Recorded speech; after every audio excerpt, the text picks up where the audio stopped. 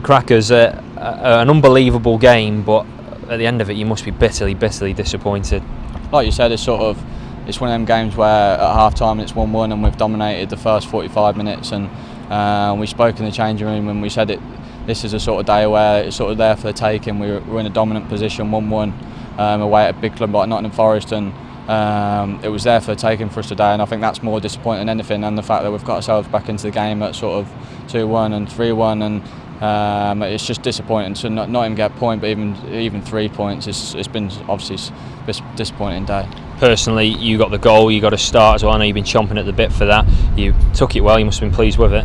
Obviously, from a personal point of view, I thought I did okay. So obviously, when you sort of pulled into the team and you've been out the side for the first couple of weeks, you have to sort of take your opportunity, and I thought I did okay, and sort of obviously got the goal. It was a brilliant ball from Alex to cut back, and what I had to do was get a good contact on it, and personally I thought everything was all right, but obviously from a team point of view, to be involved in it and sort of to lose the game from such a convincing sort of first half performance is bitterly disappointing. Going forwards as a side though, you are so destructive. I mean, 3 goals, you could have had more. You must enjoy playing in such a forward thinking side. I think so. I think we've always been that sort of positive mind to go forward, and we always want to attack, and sometimes that can be our downfall a little bit. I think sometimes, especially when we're away from home and we sort of get in them situations, but with the sort of attacking sort of prowess that we've got at the club now, and the signings that the gaffer's made, you look at the likes of Geordie coming in, people like that with exceptional quality, and you can see that already, and people like Yannick and obviously Craig coming back in and doing it exceptionally well as well. So we've got quality there, and we've got that belief now, I think, in this division to sort of we can go to places like today and dominate the ball and create opportunities. We've just sort of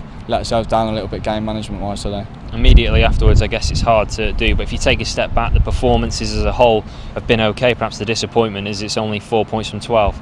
Yeah, I'd say so. Yeah, when you look at it from we've sort of obviously set benchmarks for sort of where we want to be after so many games, and before today we were looking to obviously win this game. We got to win every game, but we felt that we could come here and sort of dictate the ball and make things happen, and to sort of, like I said, to be in the half-time position where we were, sort of 1 each, sort of convincing. To lose is obviously never great, and sort of we'll go away and work on that. And I guess when you go away and work on things, it's easier to go away and work and stopping goals rather than scoring them. At least you are scoring goals. Yeah, I think so. Yeah, I think when you look at it from our point of view, sort of pre-season and stuff, it didn't really click a little bit, and it took us a little bit of time to get that sort of attacking sort of thing. I think it's one of the hardest things in the game, and to sort of create goals and score goals, and that's why you have people like Will and people like that who do that sort of business for you. And I think, but defensively, obviously, it's from a team point of view, and everyone on the pitch has got to muck in and sort of do it for the team, and that's what we did really well last year and have started really well this year. So I think from a team point of view,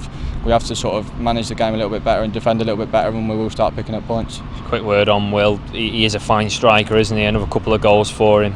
I think he's exceptional. You look at him, he's sort of playing up there on his own, and he's sort of manipulating 2 defenders, and you know the positions he's going to get in. If you put the ball on the money for him, he will score, and I don't really care what any like division that's in. I think he'll score goals, and he's shown that even though he's had a sort of blighted pre-season, he's sort of hit sort of red hot form at the start of the season, and long may that continue. I don't know what view you had of it, but Will was very aggrieved just at the end. The goal scorer, Thomas Lama, the winning goal, he felt perhaps he kicked out at him and should have been sent off. As players, does that really rankle with you? I couldn't really see it, to be honest with you. I just sort of seen that the referee sort of ran over a little bit, so I'm not really too sure what went on. I don't think Will would stay down if nothing did happen.